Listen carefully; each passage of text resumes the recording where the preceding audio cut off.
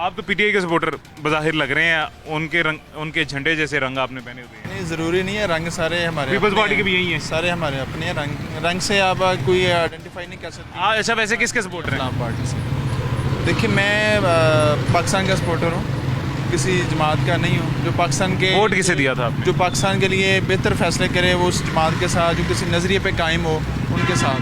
नहीं, अभी आप इलेक्शन हुए हैं ना, दिया था। तो फिर तो आप पाकिस्तान के सबसे खिलाफ है ना?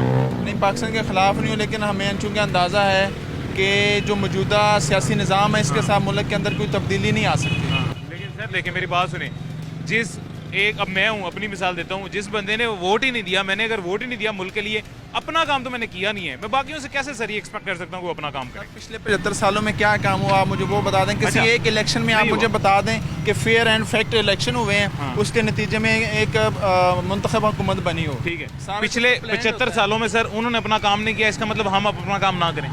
नहीं, देखें, आप उससे पिछले जो आपने किया है, जो हमारे बड़ों ने किया है, हाँ। और जो हमारे इदारे हैं उन्होंने अपना रोल क्या प्ले किया है, उसके नतीजे में आवाम को क्या मिला। हमें ये देखना है कि पहले जो आइन के अंदर जो चीज़ें तय हैं, हम वोट डाल देते हैं, निकलता उसके पर्ची में है, उसके बॉक्स में से निकलता, पर्ची इसके बॉक्स में डाली जाती है, निकलती उसके है। जब तक हमारे इदारे अपनी लिमिट में रह के जो आइन और कानून के अंदर जो चीज़ें तय हैं उनके मुताबिक इलेक्शन नहीं होंगे तो उसका नतीजा क्या निकलेगा? अच्छा, ये तो आपकी बात ड्रामा है सर बिल्कुल जो दुरुस्त है। 80 सालों से कौम के साथ खेला जा रहा है। ठीक है, आपकी बात बिल्कुल 100% दुरुस्त है, लेकिन हमने तो अपना फर्ज अदा किया ना। हम तो रोज़े महशर अल्लाह को कह सकते हैं कि मैंने अपनी अमानत दे दी थी, उसमें खयानत फलां बंदे ने की है।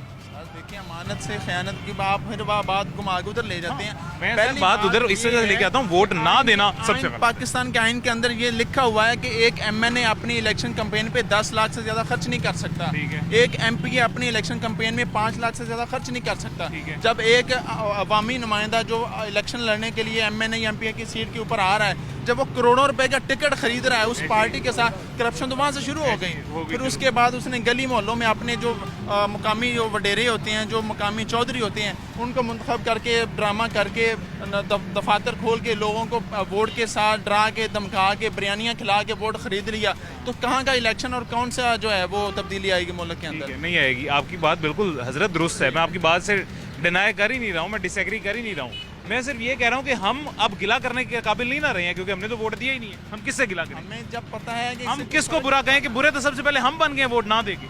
वोट दे के फर्क क्या पड़ना है ना, बात ये है। और पिछले 80 सालों में फर्क क्या पड़ा है?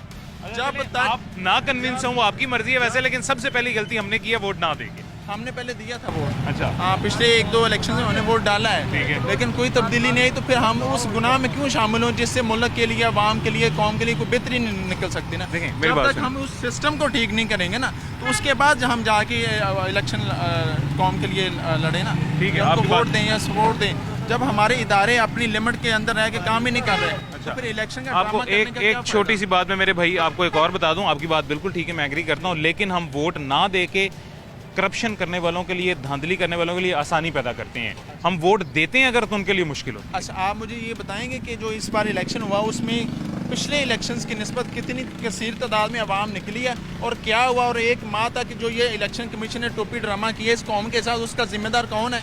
कोई एक बंदा इसका कोई जिम्मेदार आप ठहरा सकते हैं? सर मैं आपको बताता हूँ, वो ये थोड़ी सी मिसकंसेप्शन है। अवाम ज्यादा नहीं निकली है, अवाम डाइवर्ट होकर निकली है। अवाम भले ज्यादा नहीं निकली, ज्यादा लेकिन नहीं निकली। पिछले इलेक्शंस की निस्बत, पिछले जो जितने भी इलेक्शंस हो चुके हैं आज हाँ, तक, कह उनकी सकते हैं निस्बत कोई ज्यादा चीज़ निकली का फर्क है, हाँ, है। कह लेकिन अब ये जो फर्स्ट टाइम ये हुआ है कि 1-1.5 माह तक इलेक्शन के रिजल्ट ही नहीं निकल रहे। ये अफगानिस्तान से रिजल्ट निकल रहे थे, पैदल चल रहे थे कि जो इस्लामाबाद पहुंचने। अच्छा चलें, ये बात छोड़े, मुझे ये बताएं, पीटीआई और नून लीग को अब एक टेबल पे होना चाहिए या नहीं?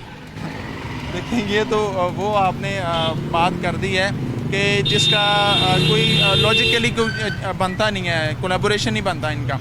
कि एक वो लोग हैं जिनका माजी आपके सामने है कि उन्होंने धन दौस धांधली से डरा के धमका के वोट खरीदा लोगों से, ठीक है, और दूसरी तरफ दूसरी पार्टी है, तो उनको तो आप आपस में कंपेयर नहीं कर सकते। मुसद्दिक मलिक साहब ने खुद कहा कि हम हाथ मिलाने के लिए तैयार हैं अगर पाकिस्तान तहरीक इंसाफ वाले हमसे हाथ मिलाते हैं। तो मुसद्दिक मलिक साहब पाकिस्तान मुस्लिम लीग नून के सीनियर वफाकी वजीर हैं। सर देखिए, उन्होंने तो उनकी जो पिछले जब गवर्नमेंट में वो थे, अपोजिशन में थे, जब पीटीआई की गवर्नमेंट थी, बहुत सारी बातें तो उन्होंने तब भी की थी।